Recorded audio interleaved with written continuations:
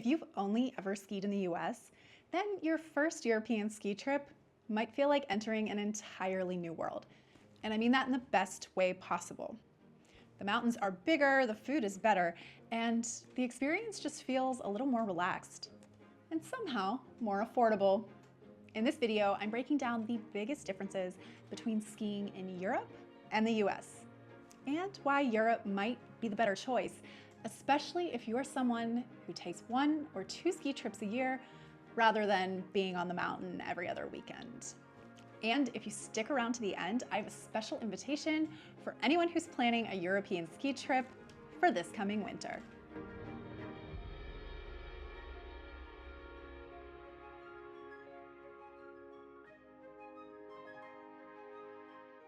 Hey, I'm Angela. I moved from the US to Europe 6 years ago, and skiing quickly became one of my favorite ways to explore the continent. Since then, I've skied in Italy, Austria, Germany, and France, and I've picked up on a lot of the subtle and not so subtle differences between how Europeans and Americans approach ski vacations. Today's video is all about helping you understand what sets the European ski experience apart and why it might actually be a better fit for the kind of ski trip you're hoping to plan, especially if you're a casual skier or someone looking to get the most value out of a winter vacation. Before we dive in, if part of you feels overwhelmed by the idea of planning a trip to Europe, whether it's for a ski trip or not, then check out my free email course, How to Plan a Trip to Europe. I'll walk you through every key decision from budgeting and booking flights to choosing destinations and packing smart. It's totally free, and you can sign up using the link in the description below. Let's talk about what makes skiing in Europe so different, and in many ways so much better than skiing in the US. These aren't just surface level differences. They shape the entire feel of a ski trip from the moment you book to your very last après. Lift tickets in Europe are often half or even a third of the price you'd pay at major US resorts. In the States, prices have skyrocketed in recent years, with day passes sometimes exceeding $250. A big reason for this is corporate consolidation. Companies like Vail Resorts now own many of the big name American mountains, and the focus has shifted towards maximizing profits. Does anyone else remember the 2024 Park City Ski Patrol strike? It was all over staffing and pay, and the images that were all over social media were these long lines of skiers who couldn't really access the lifts. In contrast, European resorts tend to be independently owned, and the cost of skiing reflects that. Ski school lessons are more affordable, and accommodations, many of which include breakfast, offer better value. Many European ski resorts are interconnected, meaning that one lift pass can give you access to multiple mountains and even multiple towns. It's not unusual in Europe to ski from one village to another and back again in a single day. In fact, you can even ski across borders, which is kind of fun. You start your day in Switzerland and ski into Italy. Very cool. Compare that to most US resorts though, which are centered on a single peak or ski area. The scale and freedom of European ski networks makes the experience feel bigger, more adventurous, and less repetitive. Another difference that surprises many Americans is how slope difficulty is graded.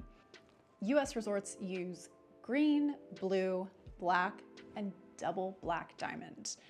In Europe, it's blue, red, and black, with red being equivalent to a strong US blue or a weak black. While a lot of US resorts tend to manicure some of their off-piste offerings because they know that skiers love it, that's not as common in Europe. So if you're going to go off-piste skiing, know what you're doing, or better yet, go with a guide. European ski resorts are serious about food, and not just in the hotels. On the mountain, you'll find cozy alpine restaurants, regional specialties, and even the occasional Michelin-starred lunch spot. In Cortina, we had fresh pasta with truffles. In Megève, an absolutely amazing piste-side lunch at a Michelin-starred restaurant. And in most places, it's completely normal to do this, to take a long seated lunch with wine or beer before heading back out for an afternoon of skiing. In contrast, ski food in the US tends to be expensive and uninspired. Burgers, pizza, cafeteria-style meals. But they're still expensive. Table service isn't as common in the States, and lingering over a glass of wine, practically unheard of. Skiing in Europe isn't just a sport, it is a cultural experience. Every country, and honestly, every region, has its own ski culture, from the social scene in Meyerhofen to the refined elegance of Megève. The lodges, the après, the music, the spa culture, it all varies wildly. And that variety is what keeps travelers coming back. You're not just skiing different mountains, you're immersing yourself in different cultures with each ski trip. In the US, fresh powder is often treated as the holy grail, especially out west. Resorts market their snowfall totals and skiers chase storm cycles. But in Europe, the emphasis is more on well-groomed pistes. You'll still find powder days, especially in higher altitude or glacier-fed areas, but the average European resort focuses on smooth, consistent corduroy. Après ski exists in both the US and Europe, but it totally hits different in Europe. I mentioned this in the culture part, but après deserves its own section. In Austria, après starts mid-afternoon and includes dancing, music, and full-on celebrations at slopeside bars like Bruckenstadel in Meyerhofen. In France and Italy, it's more about aperitif and catching up with friends at a wine bar. In the US, though, après ski often happens back at your hotel or a local bar. If you love the idea of social skiing and celebrating every run, then Europe absolutely delivers. One of the biggest logistical perks of skiing in Europe is how close resorts are to major cities. In the US, ski towns often require a rental car or an expensive shuttle. But in Europe, you can hop on a train in Munich and be in Garmisch-Partenkirchen by lunch. Many major resorts are accessible by public transportation, and some even have lifts walking distance from town centers. That makes ski trips feel more spontaneous and less stressful, especially for international travelers. If you've skied in both Europe and the US, I'd love to hear what stood out the most to you. Drop it in the comments. And if you've only skied in the United States, tell me which European resort is on your wish list. European ski season generally mirrors North America's, running from late November to mid or late April. High season hits around Christmas and New Year's, and then again from mid-February through March. But here's the key. The quietest, most affordable weeks are often late January or early February, which line up beautifully with long weekends in the US, like on Martin Luther King Jr. Day.